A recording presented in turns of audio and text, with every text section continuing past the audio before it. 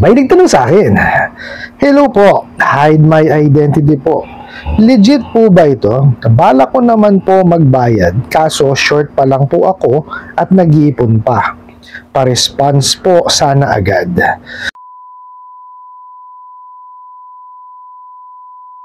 Memorandum of Agreement. We were going to file a formal complaint for numerous times of neglecting and disregarding your due. It will affect your government benefits. Republic Act Number 9474, also known as the Lending Company Regulation Act of 2007, and its implementing rule and regulation of 1991. We were authorized by the government to process all the delinquent accounts of our borrower. Settle na your unpaid account to avoid more consequences. Thank you. Alright, napakagandang katanungan po nito. Pero bago ho natin sasagutin, imbitahan ko muna sana kayo. Pakisuportahan po sana ang aking mga social media accounts sa YouTube, Facebook, and TikTok. Tumira na naman ho, mga hola. Wala na naman katuturan na pinagsasasabi. Mali-mali pa grammar. Di ba? Anak ka ng kamote. Patutunayan ko sa inyo. Okay. Sabi niyo ho, na-short kayo, kaya hindi nyo pa rin siya nababayaran, pero pinag-iipunan nyo naman. Tama ho. No? Pag-ipunan nyo po siya para mabayaran ninyo. Ngayon, pag nabayaran nyo na siya, huwag nyo na ho silang tangkilikin muli. Huwag na kayo manghiram dyan. No? Kasi talagang puro pang-aabuso lang ang mararanasan nyo dyan sa mga bugok na yan. No? Okay. Ito ho. Nagbigay sila ng Memorandum of Agreement. Hindi yun nila alam kung ano ibig sabihin ng Memorandum of Agreement. Anak ka ng kamo. Ayan nga, agreement, diba? Pag sinabi mo agreement kasi, ano yan, meron niyang, kumbaga, may pag-uusap kayo. May kasunduan kayo. O kaya nga agreement, Memorandum of Agreement, MOA. O paano magiging Memorandum of Agreement, samantalang ikaw lang ang nagsulat? Bugok. Itong mga abusadong online lending apps na to, nahahalata tuloy wala kayong abogado eh. At wala rin kayong alam sa batas. Anak ng kamote. O di ba kayo mismo ang nagpapamuka doon sa mga kliyente ninyo na kayo ay walang alam sa batas. Wala kayong abogado. Puro lang kayo katarantaduhan. O kung ano lang iutos ng amo ninyo, susundin nyo. Scripted ang mga pinagbababasa ninyo. Pinagpapadala nyo sa mga kliyente ninyo. O, di ba? Mario Joseph. Ala talaga? Ala na kayong pagkatino. Karagis na yan. So, tapos, we were going to file a formal complaint. Ng kamote. Talaga ba? Sana pinroofread nyo muna bago nyo sinin. We were? Anak ka ng kamote, oh. Mali-mali grammar. Mario Joseph naman.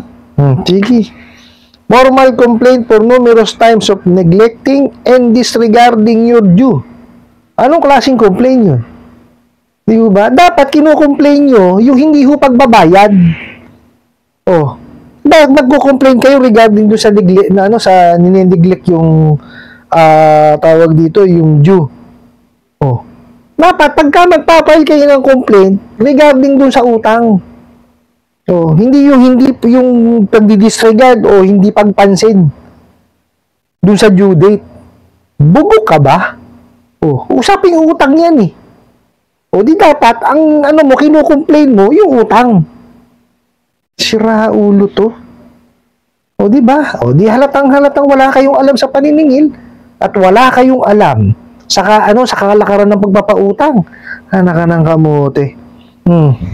Ito pa ho, tumira pa.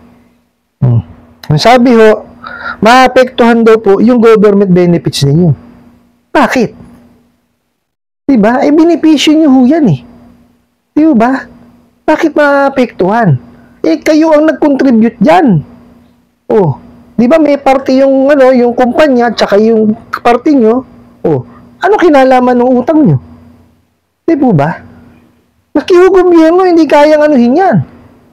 At unless meron niyang kautusan galing sa korte. 'Di ba? Na i-freeze 'yan. Pero hindi nila ito mga bugok at abusadong online lending apps, meron silang kakaya ng gawin 'yon. Ay wala, malabo. Kasi benepisyo nyo ho yan eh. Kayo ho naghirap dyan, kayo nag-contribute dyan. Oh, nararapat lang na matanggap nyo yan. Oh, tas pananakot sa inyo, abay, katarantaduhan yan. Maling-mali yan. No? Sus Mariosep. Ito pa. Tumira pa ho, batas naman. Republic Act number 9474. Okay. Yun daw pong Lending Company Regulations Act of 2007. Sabi daw doon authorized daw sila ng gobyerno na i-process ang delinquent accounts ng borrower. Mga gago. Mariusip. Yung pong Republic Act 9474, okay, babasahin po natin, ha? Okay. Republic Act number 9474, also known as the Lending Company Regulation Act of 2007, is a law that regulates lending companies in the Philippines. It sets minimum standards for lending companies and establishes penalties for violations. Oh, mga gago. Ano pinagsasabi yung binibigyan kayo ng authorization ng gobyerno to process delinquent accounts. Sira ulo kayo. Minamandate nga kayo ng gobyerno, mga gago. Oh. Lalo na sa ganyang ginagawa nyo pang-aabuso, dapat kayo matakot dito. Sira ulo kayo. Gagamitin nyo pang panakot sa mga kliyente ninyo. Samantalang kayo ang nire-regulate nito. Mga bobo kayo. Nagamitin nyo pa yung gobyerno para sabihin na ino-authorize kayo ng gobyerno to process delinquent. Upa-utang nyo, natural. Kayo magpo-proseso nun. Sino gusto nyo magproseso nun? Mga tanga kayo. Diba? Gusto nyo kapitbahay nyo magproseso? Kayo nagpa-utang, natural. Kayo mag-process. Mga bugo kayo. Sira ulo tong mga to. Tapos, settle now your unpaid accounts to avoid consequences. Anong consequence? Diba? Hindi nga kayo makatungtong dyan sa bahay. Anong consequence sinasabi nyo? Gawin nyo ho yung tamang pamamaraan ng paniningil. Ayan. Sige. Sa dulo niya may consequence yan. Kasi pag nagawa nyo yung tamang pamamaraan ng paniningil, okay, maaari kayong magsampa ng kaso. Kasong sibil sa small claims court. Kasi maliit ang 1 million pababa lang yan eh. O, di ba? So, nasa small claims court yan. Isasampa. So, pasok yan sa small claims cases. Diba? O, nandun ngayon yung consequences. Kung ano man, yung sabihin ni judge na magiging verdict niya ron. Diba? Or kung ano magiging kasunduan ninyo. Diba? Huling-huli kayo sa mga messages nyo eh. Wala kayong kaalam-alam sa batas. Diba? Disclaimer po, hindi po ako abogado. Maniningil po ako. Pero, pinag-aaralan ko po siya eh. At bukod doon, marami ho akong mga kabarkada, kakilala, na mga abogado. Nagtatanong ho ako sa kanila. Tsaka ho noon, nagsasampa ho kami ng kasong small claims. Kaya kahit pa paano, may idea ho ako dyan. Itong mga bugok na online lending apps na to, wala. Paano makakapagsampa ng kaso yan kung sakaling ginawa man nila yung tamang pamamaraan ng yung buong proseso ng paniningil? Hindi sila makakatungtong ng korte kasi ang daming batas na nilabag niyan. Di ba? Yung Consumer Act of the Philippines lang. Di ba? Kasi may false advertisement sila. Yung Data Privacy Act natin. Bakit? Kinukuha nila. Di ba? Ninanakaw nila yung mga klasa contact list. Ini-invade nila yung privacy ng mga kliyente nila. Pangatlo, yung the Truth in Lending Act. Hindi nila dinidiscuss yung sa kanilang mga kliyente, yung obligasyon. Sila basta disburse lang ng disburse. Bulag yung kliyente, binapadala nila ng pera. Sira ulo yung mga yan. Tapos yung tawag dito yung ceiling on interest rate. Di ba? Kasi ayon sa ceiling on interest rate po, 15% lang po ang maximum na po pwedeng ikarga. Okay? Lahat na ho yun, ha? Lahat na ho ng klase ng fees, pati interest. 15%, 1.5 po per month. Oh, magkakaroon lang po ng additional 5% pagka kayo lumagpas sa due date. Oh, 4 na yun. Oh, ano po yung panlima? Yung prohibition on unfair debt collection practices. Eto, kasama to dun. Panghaharas to Diba? Yun po yun, yung panghaharas. Nagpapanggap na kung sino-sino.